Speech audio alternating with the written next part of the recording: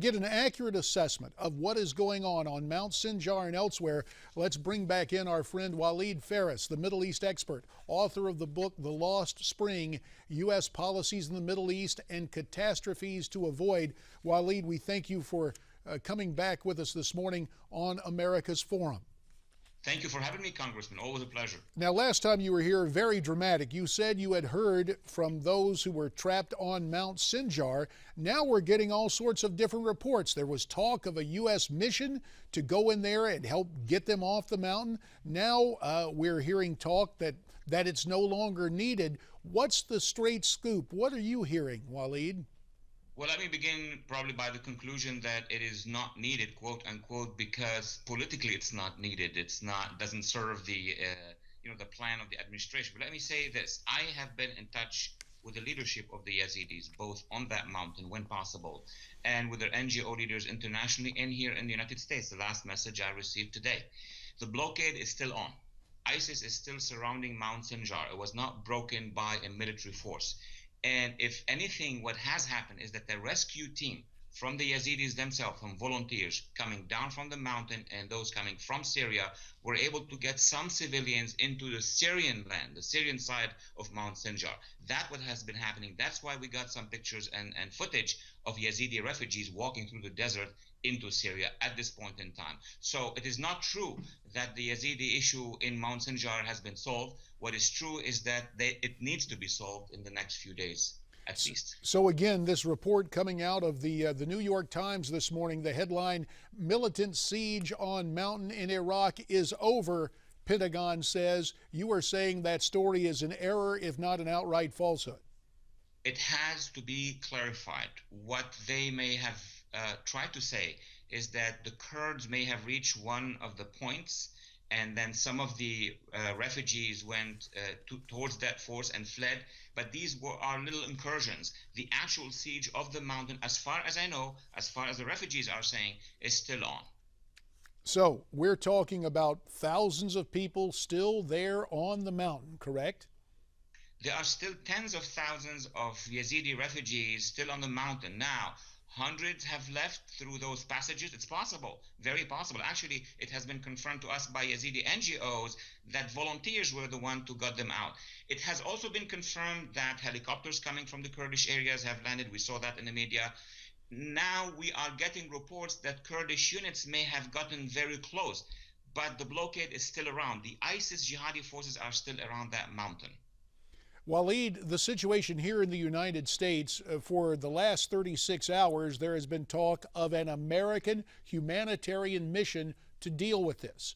If suddenly that has been pulled off the table, what do you believe the ISIS leadership will think of American command and American posture in terms of policy addressing this situation?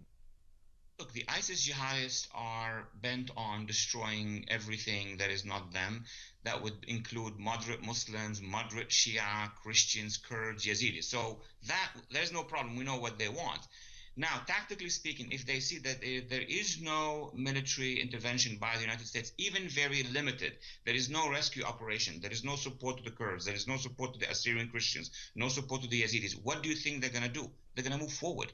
Their operations already in Syria are on the offensive. That's behind the range where the Yazidis are. So my concern is, if we are transmitting a message to the ISIS jihadists that we're not going to do anything, we're going to wait for, we don't know, because you don't treat diplomatically with ISIS, the next thing they're going to do is an offensive where we don't know. They will decide that.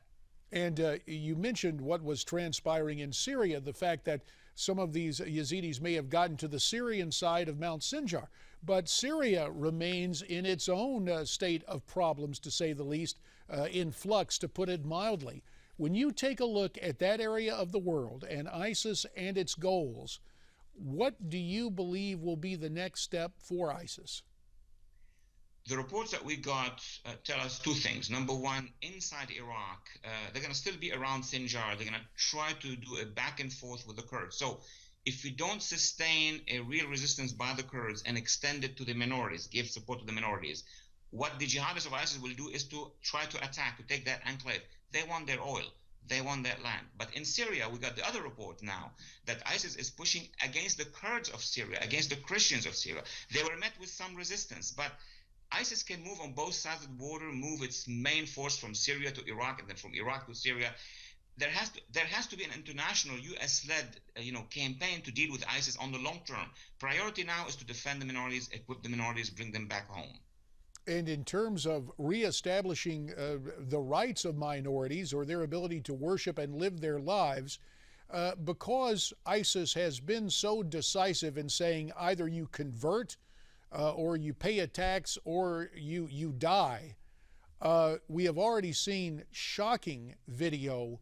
How much will this just remain the cornerstone of the ISIS movement, or does the accumulation of territory and oil and other political considerations, does it ever overtake that central mission to exterminate Christians and those who are considered infidels?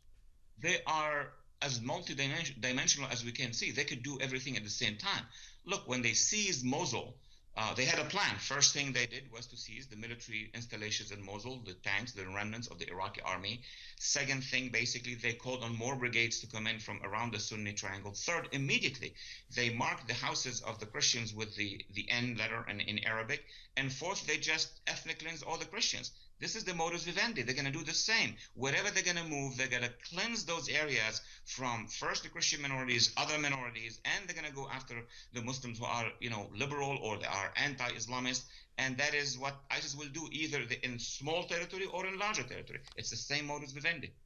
Now, we take a look at other nations and what they may be up to. I'm just kind of curious. Have we heard much from the Iranians or the Russians? Have they taken stand in this? What is going on with those two nations? Let's begin and perhaps concentrate on Iran. Well, Iran is the reason for why there is an ISIS to begin with, and why when we dealt with Iran last year, we cut a deal with them. And when we did so, then the Iranians started to suppress the Sunni. And when they did so, then ISIS rose. So Iran has a responsibility here. But what they are doing right now is they are trying to control the government in Baghdad. They are adding more forces inside the Shia areas of Iraq. And from there, they have linked with the Hezbollah in Lebanon and Assad in Syria. So while ISIS is doing the battle for the jihadi Salafi Sunni, Iran now is expanding its own territory, its own influence in Iraq. So at one point, we're going to be dealing also with pro-Iranian militias in the south of Iraq. It's a very complicated, dangerous situation. And just trying to untangle this, does that set up the prospect of an Iranian ISIS conflict, given the desire of the caliphate and the Iranian militias being there with perhaps a different MO? That is a great question, Congressman, and this is my take on it. It was in my book, The Lost Spring, and I continue to think this is what could happen.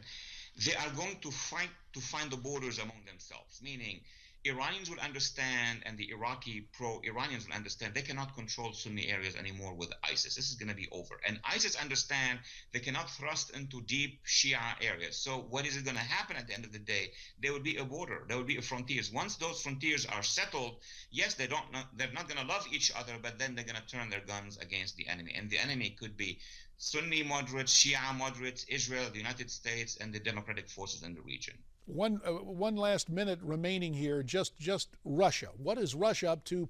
How does Putin view this? Well, Putin first of all supports Iran at this point in time, and second, he's going to take advantage probably of the situation happening in Iraq. We're all focused on Iraq, probably soon to be in Syria, unfortunately, and with the Iranian role, and do what he wants to do in Ukraine. I mean, he has all these divisions on the border, and the Ukrainian army moved too close to those borders. So I'll leave it to the experts on Russia, but most of the experts in town will tell you, Congressman, that Putin will use the fact that there is a situation in Iraq to move on eastern Ukraine. Very good. Dr. Walid Phares, we thank you for your time and your insights. Thanks so much. Hey, I mentioned earlier a poll. We do have a poll for you. The word is President Obama may be sending illegal immigrants to your schools. The question is, should they be deported or schooled? You can vote in our Newsmax poll, newsmax.com/poll.